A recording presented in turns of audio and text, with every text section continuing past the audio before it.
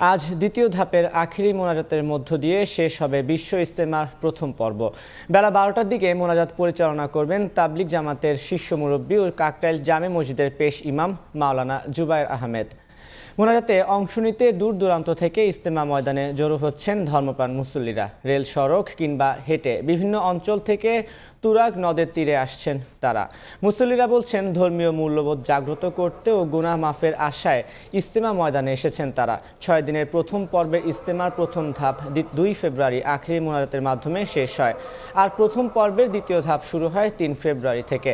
টঙ্গীর তুরাগ নদের তীরে 58তম বিশ্ব ইজতেমার প্রথম পর্বের পর 8 দিন বিরতি দিয়ে 14 ফেব্রুয়ারি থেকে শুরু হবে মাওলানা সাদপন্থীদের ইজতেমা। 16 ফেব্রুয়ারি আখিরি মোনাজাতের মধ্য দিয়ে শেষ হবে এবারের বিশ্ব ইজতেমা।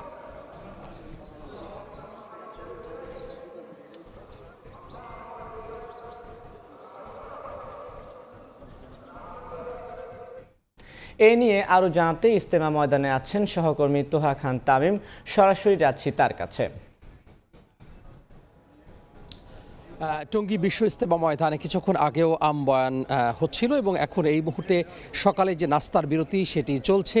সাথে নাস্তার গ্রহণের পাশাপাশি এখানকার যারা অংশগ্রহণকারী রয়েছেন তারা যে তাশকিলি বয়ান, সেই তাশকিলি বয়ান শুরু হবে আর কিছুক্ষণের মধ্যেই। অর্থাৎ ভেতরে যে খিত্তাগুলো রয়েছে সেখানে ছোট ছোট বৈঠক অনুষ্ঠিত হয় এবং এই বৈঠকে কিন্তু সর্বশেষ যে সিদ্ধান্ত, বিশেষ করে দিনী সফর, বিভিন্ন যে দিনী সফর যাবেন সেই দিনী সফরের যে সিদ্ধান্ত, সেই সফরের সিদ্ধান্ত হয়ে থাকে।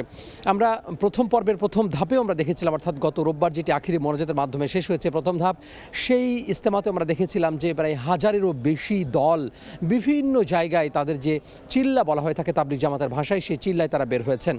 তো ভারতের একজন শীর্ষ মুরব্বী আজকে বাদ ফজর তার যে বক্তব্য, সেই বক্তব্যের মাধ্যমে আজকে যে দ্বিতীয় পর্বের একেবারে শেষ দিন, সেই শেষ দিনে যে আনুষ্ঠানিকতা সেটি শুরু হয়েছে। আর বেশ কয়েক ঘন্টা পরেই যে আখেরি মোনাজাত, সেই আখেরি মোনাজাত অনুষ্ঠিত হবে এবং বিশেষ দিন বলা হয়ে থাকে আখেরি মোনাজাত, যার দরুন আখেরি মোনাজাতের দিন হাজার হাজার লক্ষ লক্ষ মানুষের যে সমাগম সেটি হয়ে থাকে। যদিও গত প্রথম ধাপ, অর্থাৎ প্রথম ধাপে 41টি জেলা এবং এটির প্রায় অর্ধেক জেলা, অর্থাৎ 22টি জেলা এখানে অংশগ্রহণ করছে, 22টি জেলা এবং ঢাকার একটি অংশ।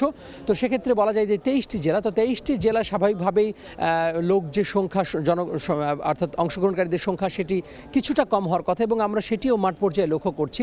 আশপাশের অন্যান্য সময় যেগুলো দেখি বিগত বছরগুলোতে, বিশেষ করে আকামারপাড়া ব্রিজ সংলগ্ন উত্তরার যে বিভিন্ন অলিগলি রয়েছে, পথঘাট রয়েছে, এখানে আহসানিয়া মিশন ক্যান্সার হাসপাতালের সামনের যেই সড়কটি রয়েছে, পাশাপাশি ওইদিকে আবদুল্লাপুর ঢাকা টাঙ্গাইল মহাসড়ক রয়েছে, বিভিন্ন জায়গায় মানুষের যে সমাগম সেটি লক্ষ্য করা যায়, কিন্তু সেটি এই মুহূর্তে আমরা আসলে লক্ষ্য করছি না। যদিও এখনও বেশ কিছু সময় রয়েছে আখেরি মোনাজাতের এবং হয়তো আখেরি মোনাজাতকে কেন্দ্র করে মানুষের যে সমাগম সেটি ঘটবে।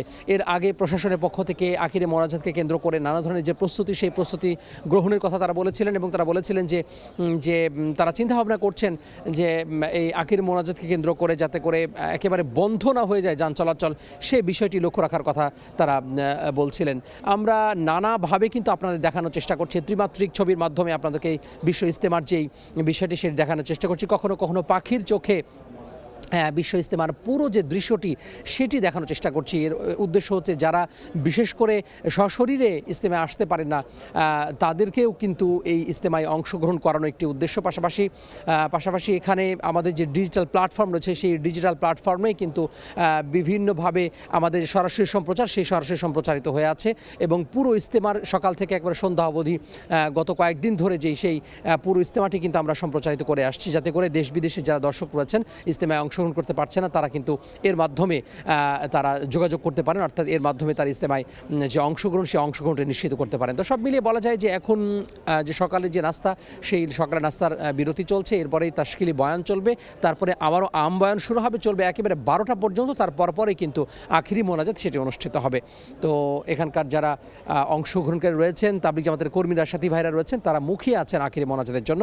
আখিরি মোনাজাতের পরেই তারা বিভিন্ন যে দিনী সফর সেটির উদ্দেশ্যে বেরিয়ে যাবেন এবং শেষ হবে টানা 6 দিনের প্রথম পর্বের যে আয়োজন, সেই আয়োজন। এরপরে আবার 8 দিন বিরতি দিয়ে 14, 15 এবং 16 ফেব্রুয়ারি দ্বিতীয় পর্ব অনুষ্ঠিত হবে। এই ছিল টঙ্গী বিশ্ব ইজতেমা থেকে আমার হাতে সবশেষ।